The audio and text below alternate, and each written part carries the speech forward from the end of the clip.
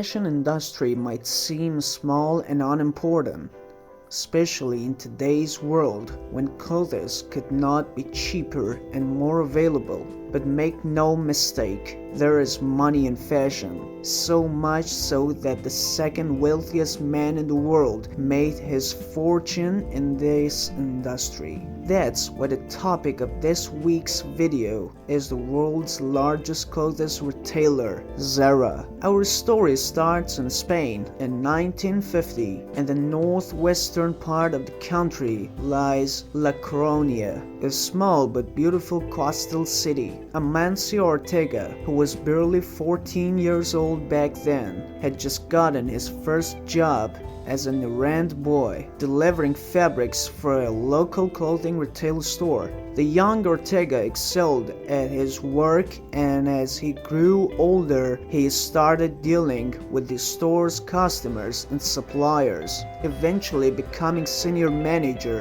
in 1960.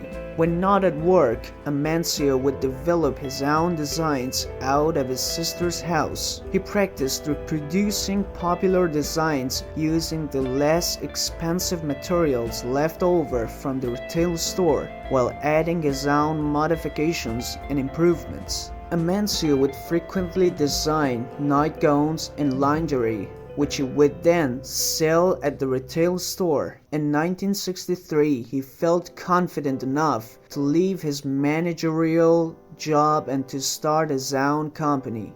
Working out of his own home, Amancio established Confecciones Goa with a meager $25 of initial capital. He got his brother, sister, and wife to work alongside him, and before long, Amancio was supplying retail stores across the city. When there were no more family members to put to use, Amancio organized women across the province into sewing cooperatives. During the 1960s, Amancio expanded to service the whole of Spain, but even then, he was still only a supplier to retail stores without a brand of his own. He was hesitant to start his own brand due to Spain's political climate. Back then, Spain was still a dictatorship under Francisco Franco, the nationalist general who seized power after the Spanish Civil War. Among other things, the Franco regime had very tight dress code regulations. On top of that, there were very few women participating in the workforce, which meant that most of Amancio's clients would not have a lot of money to spend on clothes. Luckily for Amancio, Franco died in 1975 and totalitarian Spain died along with them. The 1970s saw sweeping social and economic reforms across Spain, which revitalized the nation.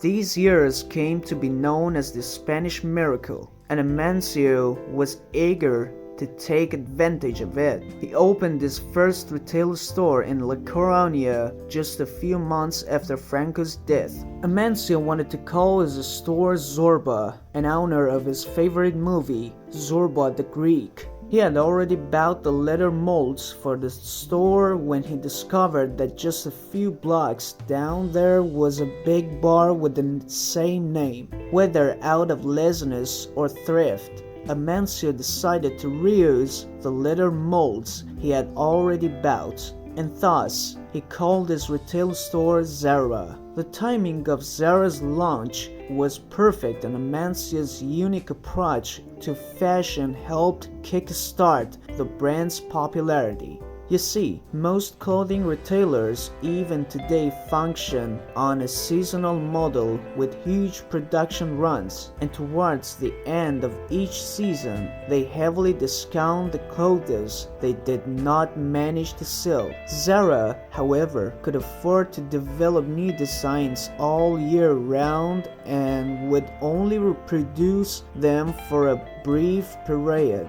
thus eliminating the need for discount sales. Zara's customers soon learned to buy their clothes quickly before their favorite designs got sold out. These limited production runs also ensured that clients knew their clothes would be relatively unique. compared to the mass-produced designs of seasonal retailers. This also gave people an incentive to visit the store frequently, since they knew they would find new designs every time they visited. Because Amancio was in control of the entire production process, from his sewing cooperatives to his storefront, he could market new designs in as little as 2 weeks. Zara's model, now known as fast fashion, became a huge hit and redefined the fashion industry. Over the next decade, Amancio expanded throughout Spain and built a 10,000 square meter logistics center. In 1985, he got ready to expand internationally, and so he created a holding company for his stores called Industria de Diseño Textil, or Inditex for short.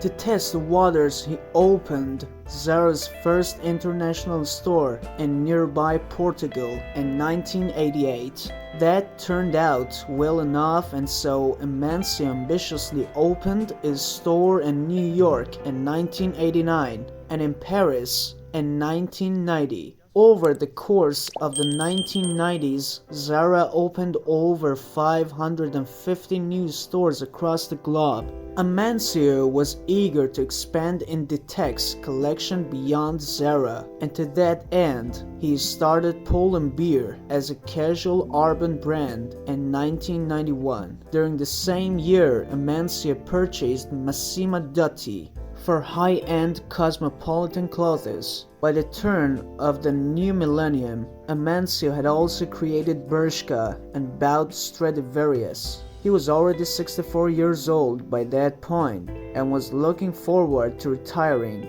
So, in 2001, he took Inditex public by selling 20% of his shares, which made him the wealthiest man in Spain. By 2004, Inditex had created 2 new brands, Oysho and Zara Home, and had opened store number 2000 in Hong Kong. Since then, Inditex has been opening more than 1 new store every single day. In 2008, they created the fashion accessories brand Uterqüe, and they blew past H&M and The Gap to become the largest clothes retailer in the world. The financial crisis barely slowed Inditex down, and in 2010, they inaugurated store number 5000 in Rome. Today, Inditex has a total of 7,292 stores spread across 93 countries, and Amancio